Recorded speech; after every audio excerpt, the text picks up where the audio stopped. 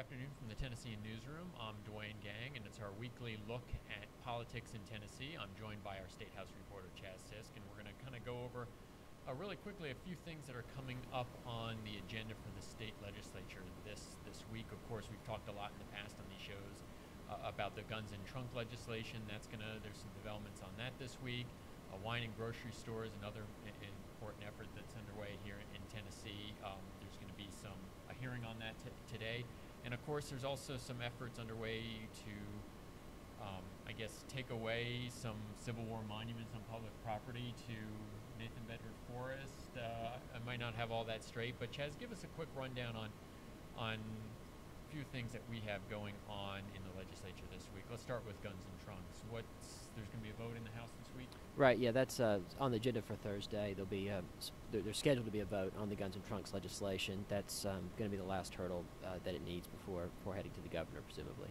Right, and wine and grocery stores, that's kind of a big kind of issue for a lot of for the industry in Tennessee. We're taping this right now because, Chaz, at 3 o'clock today, there's going to be a hearing on it. Give us a rundown on what we can expect there today. Right, yeah, I mean, sort of the legislature clears off one issue, guns and trunks. They move into this wine and grocery stores thing that, like guns and trunks, has been before the legislature for many years now. What we're going to have is 2 hours of testimony, Q&A. I think really what people are going to be looking for is just some sign that this is going to be the year that it happens. The arguments have all been made many times over by both the liquor industry and the retailers, and on the other side the supermarkets, and they say also the consumers being on their side. So they'll be presenting their arguments, but I think there may be some nuance there that'll give us a sense of whether they're going to start negotiating this and really come to a deal this year. Right.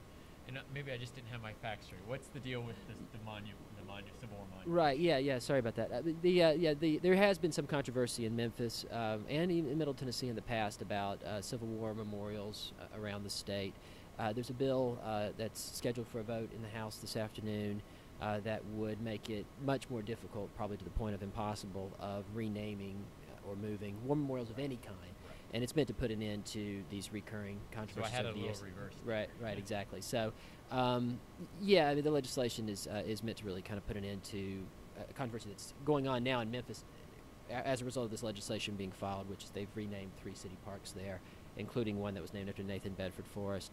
And there's really quite a lot of controversy there. The Ku Klux Klan is going to be marching later this month to protest the renaming, and then but that's done in anticipation of this legislation, which seems to have a pretty good chance of passing this year. Let's shift gears to something else that you're kind of working on that affects a lot of people in Tennessee, and that's pre-K education. President Obama called for expanding pre-K in the State of the Union. What's the picture look like here in Tennessee with terms of pre-K education? I know you reported on this issue in the past. Yeah, we've been taking a look at this periodically for a little while now. There's about 18,000 kids in Tennessee that get pre-K education paid for by the state. This was expanded a lot under Phil Bredesen. One of the things that Governor Haslam really was pretty clear on the campaign trail was that he wasn't interested in greatly expanding the program in Tennessee. What we're really looking at this point is whether, with the president making a call to expand it and presumably making a pledge to fund it from the federal government, whether that at all changes the dynamic in Tennessee. And you're going to have a more detailed look on that later this week? Yeah, we're looking to really look at the politics of it this week. We've done a lot of stuff in the past on the research, both the pros and the cons of it. So we'll hopefully have some of that available for people again. Some video work that we've done in the past, and some look at the studies in the past. But really just to see whether the Republicans especially are any warmer to it than they've been in years past. Okay, sounds good. Of course, you can follow Chaz on Twitter at ChazSisk. Of course, our in-session politics blog on Tennessean.com for all the latest. Of course, it's going to be a busy week in the legislature this week. We're going to stay tuned for that 3 o'clock hearing on wines in grocery stores, and of course that vote on the Civil War monument legislation. I guess later this afternoon. Probably 6 o'clock or 6. Yeah, 6 o'clock or so. Okay, sounds good. Just tune in to Tennessean.com for all the latest. I'm Duane Gang. Thanks for watching.